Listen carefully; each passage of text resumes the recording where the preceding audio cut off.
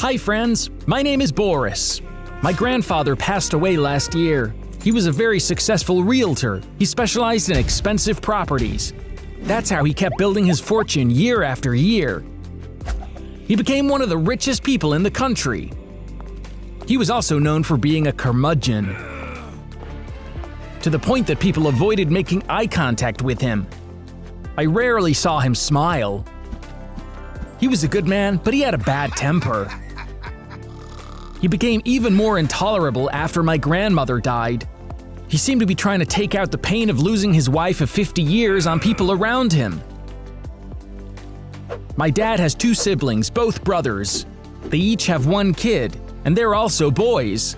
So my grandfather has 3 sons and 3 grandsons. He bought 4 houses right next to each other. He lived in one of them, and his kids lived in the others. We lived in the house closest to my grandparents. The first thing I did every morning was to visit them. We always had breakfast together. We had a special connection. Unlike my grandfather, my grandmother was very affectionate. She always told me, "Boris, you're a good kid. You're our favorite grandson. I want you to know this. Your grandfather doesn't talk about these things, but you can be sure that he feels the same way about you." Unlike me, my cousins never went to visit them. Once, my older cousin Matt said, "I've never met anyone more obnoxious than Grandpa. If I see him on the street on my way home, I go through the backyard just to avoid him." My other cousin Ben didn't like my grandfather either. He used to say that to his parents and me every chance he got. Even though my grandfather was incredibly wealthy, the only thing he did for his children was to give each of them a house. Other than that, he never gave his sons any money, but my dad never complained about this. He always told me, "Your grandfather wanted his kids to stand on their own feet." I'm grateful to him for that.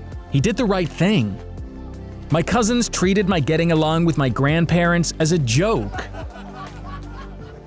They'd say, "They always give us the same gifts for our birthdays." That's how we know your sucking up to our grandfather isn't working. It used to bother me when they'd say stuff like that, but eventually I realized they were just saying it because they were jealous of me. The prospect of my grandfather leaving me his fortune made them uncomfortable. In fact, they were afraid of it. Before long, my suspicions about my cousins were proven true. My grandfather was diagnosed with lung cancer. I was the first person he told this news. One morning, I went to visit him as I always did. He looked terrible. He obviously hadn't gotten any sleep that night. He showed me his lung x-rays. "I'll soon be joining your grandmother. I should be feeling happy about that, but instead I'm afraid. Does this make me a bad husband?" he asked. That day, I saw his human side for the first time. That surly old man we were used to was replaced with a nice old man who was afraid of dying. After they found out about my grandfather's illness, my cousins started visiting him all the time. Matt, who used to avoid him, started visiting him several times a day. At first, I thought they changed their attitude because they were sad about him being sick. But soon, their true intentions became clear. They wanted to get a piece of their grandfather's fortune. One evening, Ben called me. He said, "We need to talk." When I got to the coffee shop where we were supposed to meet, Matt was there too. I was wondering what this was about. Matt jumped right in. "Boris, has Grandpa drawn up his will yet? Do you know how he's going to divide the inheritance?" I was shocked. It disturbed me so much that while he was struggling with cancer, my cousins were after his money. "I have no idea, and I don't care," I said. "In fact, I find it really odd that this is what you're thinking about right now. I don't think this is right," I went on. Ben said, "Of course you're not worried. You did everything you could to get along with Grandpa. And what about us? How are we going to get our money?" I didn't like the way he was talking. "What are you talking about? I loved Grandma and I love Grandpa. That's why I always had a good relationship with them." Matt said, "I'm really curious about what you could love about Grandpa. You're not fooling us. We know what you're up to. Do you think we're stupid?" Now this was too much. My grandfather is struggling with a terrible disease. I couldn't care less about the will or the inheritance. I just want him to live as long as possible. I don't care what you think. "You only remind me of vultures," I said, and left. I wish I'd never seen their faces again after that day. Unfortunately, that wasn't possible. I visited my grandfather more often now because I wanted to spend more time with him. Every time I went over there, Matt or Ben were there. One would leave and the other would show up. I can't even tell you how fake they were. Grandpa, I made coffee for you. Grandpa, I brought you a pillow so you'll be comfortable. Grandpa, do you want to watch a movie? I was disgusted by them because I knew what they were up to. But I wasn't about to tell my grandfather any of this. It would be so unfair to burden him with something like this. In fact, my grandfather seemed happy with what was going on. It was weird, but he was always chatting with them. I guess he had softened up since he didn't have a lot of time left. My cousins were taking advantage of this change. They were naturally very happy that he was treating them well. They were now sure that he would include them in his will. And they had probably started making plans about what to do with the money that they would inherit. One morning, what